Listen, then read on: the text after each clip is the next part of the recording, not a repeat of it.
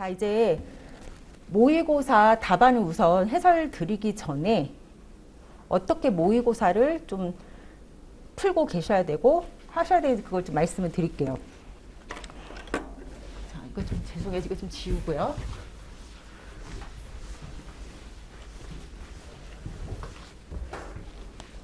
저희가 보시는 모의고사가 이제 저희가 7월 31일 시험이죠. 실제 기출문제하고 동일하진 않지만 같은 패턴인 거잖아요. 그래서 여러분들은 문제를 보시게 되면 저 같은 경우에는 검은색 볼펜, 자도 준비하라고 하는데 자 필요 없어요.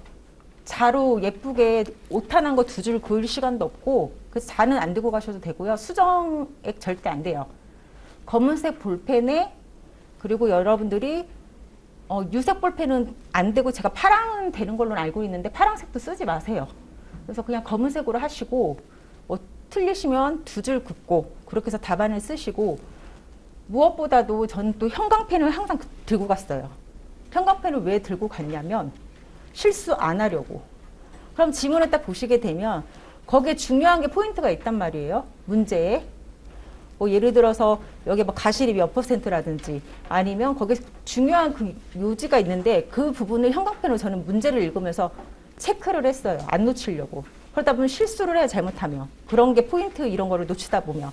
그래서 문제를 보시면서 뭐 한도에 대한 부분도 1인당 2역이면 1인당 2역에 대한 형광펜으로 이렇게 칠해버리고 그렇게 해서 실수를 최대한 줄이려고 노력을 했고요. 저 같은 경우에. 그래서 여러분도 좀 그렇게 하셨으면 좋겠고 그리고 문제를 딱 보시면 문제를 읽음과 동시에 여러분들이 머릿속에 답을 어떻게 적으실지에 대한 부분들이 구상이 이미 되어 있어야 돼요. 제가 수업 시간에도 말씀을 드렸지만 문제를 읽고 난 답을 어떻게 써야지 하고 이렇게 있다면 여러분들은 절대 합격하실 수가 없어요. 그 정도로 시간이 부족하고 그러니까 결국에 얼마나 훈련이 되어져야 되는지 대략적으로 아실 거예요. 제 얘기를 통해서. 그래서 이제 여러분들은 지문을 잘 읽으셔서 절대 실수하시면 안 돼요. 그래서 모의고사도 첨삭을 하다 보면 답을 그 문제를 잘못 읽었다고 말씀하시는 분들이 종종 나와요. 실제 시험이면 그거를 감안하고 점수를 부여하진 않겠죠? 그럼 그분은 큰 점수에 대한 부분도 누락이 될 거니까. 그래서 그런 부분들이 없도록 지문을 반드시 철저하게 읽어주셔야 되고요. 실수를 최대한 줄이시는 거예요.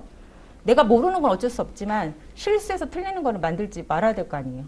그래서 생계비를 공제한다든지 그런 기타 등등의 정말 쉬운 부분들 우리가 그 위자료 선정할 때도 10분의 6을 적용한다든지 이런 부분들 이런 것도 놓치실 수 않도록 하시고 지문을 우선 가장 먼저 잘 읽어라. 그게 가장 포인트예요. 그리고 문제를 보시고 답안을 작성을 하실 때요. 형식에 맞추셔야 돼요. 형식에 맞추는 게 뭐냐. 계산 문제를 풀더라도 번호를 반드시 이렇게 쓰시라는 건 아니에요. 이렇게 뭔가 딱 봤을 때 그 지문의 형식이라는 게 있잖아요. 지문의 형식은 특별하게 가르쳐 드리진 않아요. 뭐냐면 그 모범 답안으로 답안 드렸던 내용들을 보시면 결국은 이게 답안 쓰는 방법이에요. 계산 문제에 대한 부분도 다 보세요. 손해액을 산정을 하래요. 그리고 거기에 대한 그 과정들을 다 산출을 하래요. 그러면 손해액 산정에 대한 부분들 번호 다 매겨져 있죠. 답안 나중에 보시면 그거 기본적인 것조차도 안 지켜주신 분들이 생각보다 많아요. 절대 그렇게 하시면 안 돼요. 그러니까 채점자가 그 수많은 그 답안들을 봤을 때 내 답안에 대해서 시간을 상당수 투자하게 만들지 마세요. 그럼 상당수 그 투자한다는 그 표현이 잘 써서 거기에 대한 부분들 심혈을 기울여서 채점한다는 얘기가 아니라 정말 아무것도 아닌 것 같다가 시간 낭비를 하게 만들지 마시라는 거예요. 그래서 딱 봤을 때 이러한 형식들이 잘 갖춰져서 한눈에 들어오게끔 만들어 주셔야 되고 그리고 악필은 괜찮아요. 악필은 괜찮아. 원래 글씨 자체를 못 쓰면. 그런데 못 알아보게 날려 쓰는 건 절대 안 돼요. 글자를 못 쓸 수는 있어요. 저도 못 쓰잖아요. 그런데 어떤 글자를 썼는지 못 알아볼 정도로 그렇게 쓰시면 절대 안 된다라는 거예요. 그럼 채점을 하고 싶어도 못 하잖아요. 근데 생각보다 글자 못 쓰시는 분은 많아요. 그런데 날려 쓰고 그렇게 되면 절대 안 돼요. 그러니까 저하고 수험생 같이 하셨던 분 중에 연세가 좀 있으신 분이 계셨는데 그때 엄청 혼나셨어요. 그분이. 그때 강사님께서 나이가 좀 지긋하게 드신 수험생이었는데도 불구하고 막 소리 지르셨어요. 절대 채점 이거 못한다고. 너만 알아, 당신만 알아볼 수 있는 답안이 뭐가 중요하냐고 얘기하시면서. 그래서 반드시 글자는 못 쓰셔도 되는데 알아볼 수 있게 쓰셔야 돼요. 그래서 그런 부분도 다 볼 거고, 그리고 답안에 대한 형식을 제가 봤을 때 늘 말씀을 드렸죠. 밑줄을 이렇게 그어주고, 우리 실제 시험에 들어갔을 때도 마찬가지예요. 한쪽 면만 쓰실 수 있어요. 그래서 모의고사 때도 한쪽 면만 작성을 하시고 뒷면은 비워두세요.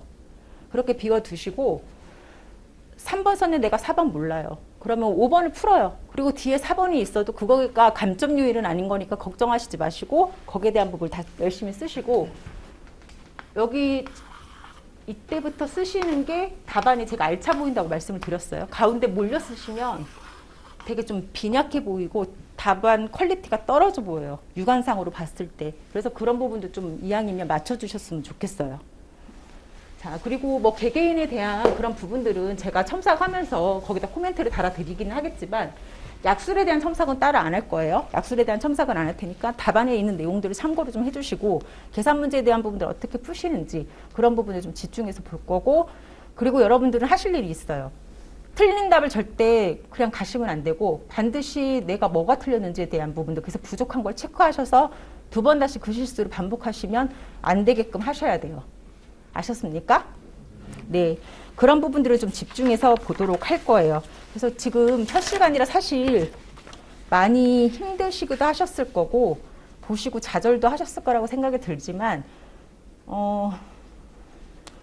그럼에도 불구하고 여러분들께서 나의 부족함을 깨달으시고 좀 도약하실 수 있는 그런 시간들이 되셨으면 좋겠어요.